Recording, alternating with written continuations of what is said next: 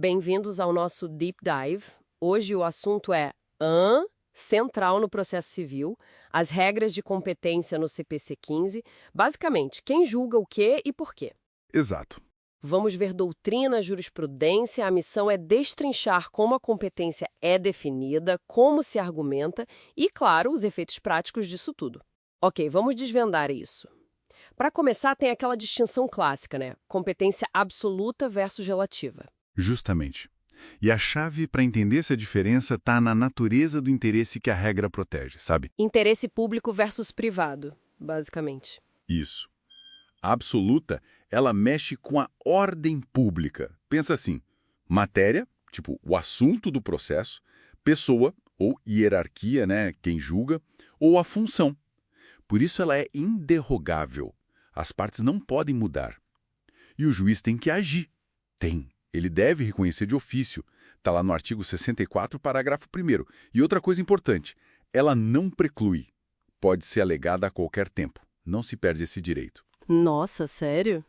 Até quando? Pois é, uma violação grave aqui pode levar até uma ação rescisória depois que tudo acabou, com base no artigo 966, inciso 2. É bem sério. Entendi. E a relativa, então? Como ela funciona? Bom, a relativa geralmente cuida do interesse mais privado das partes.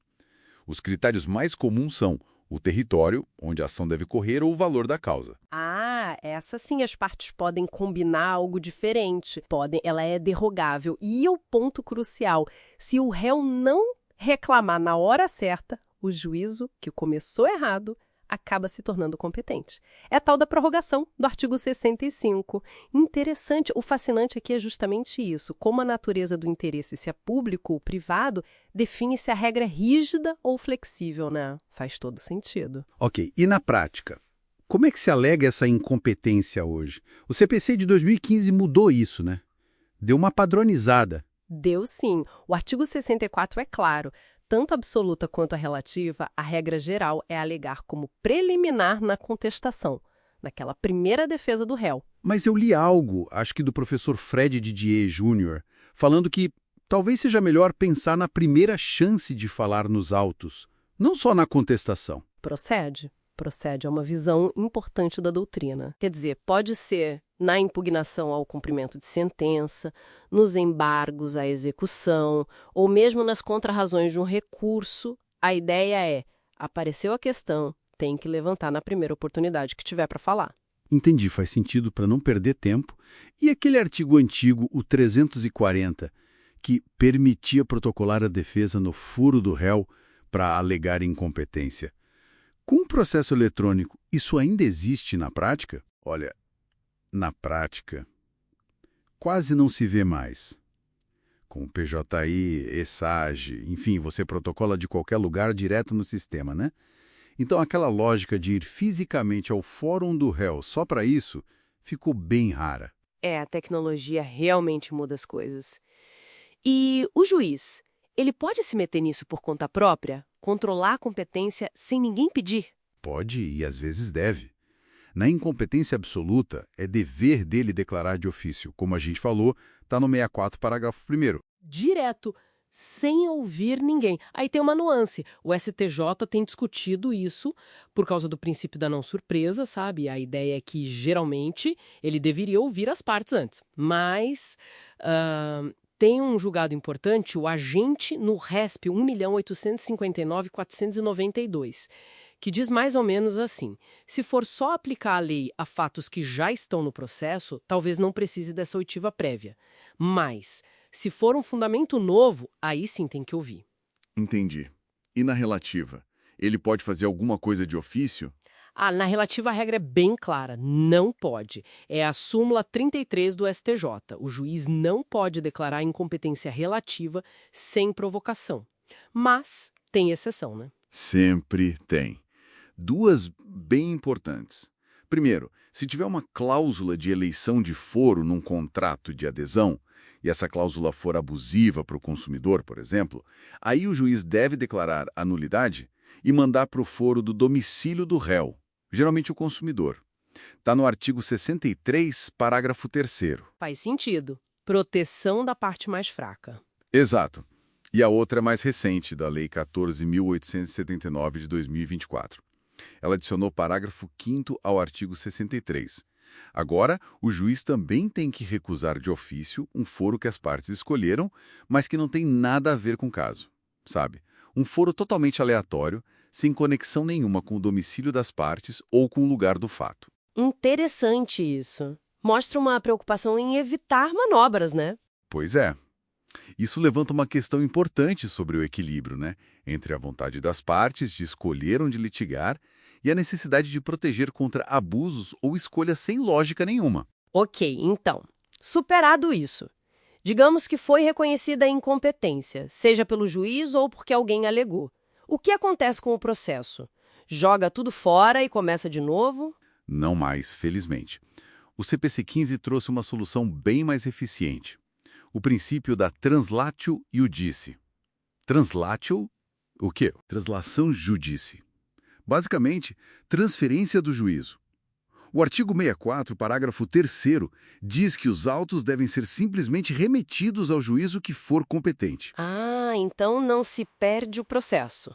E as decisões que o juiz incompetente já deu, valem alguma coisa? Valem sim, pelo menos inicialmente. O parágrafo 4º do mesmo artigo diz que os efeitos das decisões são conservados até que o juízo competente reavalie tudo. Ele pode confirmar ou revogar, claro, mas não se anula tudo automaticamente. A ideia é aproveitar os atos, né? Eficiência. Então, o que tudo isso significa na prática para o andamento do processo é que ele continua de onde parou, só que em outro lugar. Basicamente isso. Evita um retrabalho enorme. Mas, atenção, nem sempre é só mandar para o outro juízo. Tem exceções. Ah, sabia? Onde que a regra é diferente? Lembro de alguma coisa nos juizados especiais. Exatamente. Nos juizados especiais cíveis, a Lei 9.099 tem uma regra própria. Se a incompetência for territorial, o processo não é remetido. Ele é extinto sem analisar o mérito. Está lá no artigo 51, inciso 3. Nossa, bem diferente. O autor tem que começar tudo de novo no lugar certo? Pois é. Outra situação especial é na ação rescisória. Se ela for proposta no tribunal errado, o Código, no artigo 968, parágrafos 5º e 6º, prevê uma espécie de fungibilidade com a adequação. Como assim? O relator intima o autor para adaptar a petição inicial às exigências do tribunal que seria o competente, antes de mandar para lá.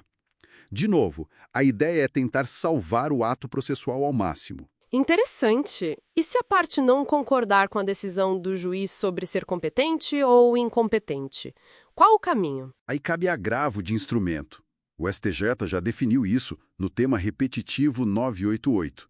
Mesmo a competência não estando expressa lá no rol do artigo 1015, ela entra na tal taxatividade mitigada, porque é uma questão urgente que pode inviabilizar o processo se não for resolvida logo. Bom saber. Mas para levar isso para os tribunais superiores, STJ, STF, tem alguma exigência extra? Tem sim, o famoso pré-questionamento. A questão da competência tem que ter sido decidida explicitamente pelo tribunal de origem, senão o recurso nem é conhecido lá em Brasília. Tem várias súmulas sobre isso, tipo a 282 e 356 do STF, 211 do STJ. Certo, o básico para subir o recurso. E para fechar essa parte dos mecanismos, tem também o conflito de competência, né? Só para a gente ter uma ideia rápida. Os juízes se acham competentes para o mesmo caso, aí é conflito positivo. Ou quando ambos se acham incompetentes, conflito negativo. Ou ainda quando discutem se devem reunir ou separar processos por conexão. E quem resolve essa briga? O tribunal que for hierarquicamente superior aos juízes em conflito. O juiz que recebe o processo e não concorda com a decisão do outro sobre a competência, ele não julga. Ele suscita o conflito perante esse tribunal. Um jeito de garantir uma decisão final sobre quem realmente deve julgar. Bom, acho que cobrimos bastante coisa. Sim. E o ponto central, acho, é entender que competência não é só uma formalidade chata. É um pilar do processo. Afeta o acesso à justiça, a rapidez, a validade de tudo que é feito. Saber diferenciar absoluta e relativa e quando e como discutir isso é, assim, fundamental para quem atua na área. Com certeza. E para a gente finalizar, fica uma reflexão, né? O CPC-15 claramente aposta na eficiência, com essa ideia da translatio iudice, de conservar os atos do juiz incompetente, mas ao mesmo tempo mantém exceções, como a extinção pura e simples dos juizados especiais para incompetência territorial. Fica a pergunta: como o sistema processual, na prática do dia a dia, equilibra essa busca por eficiência e aproveitamento dos atos com a garantia, que é constitucional, de ser julgado pelo juiz natural, pelo juiz competente definido em lei? Uma tensão interessante para se pensar, não acha?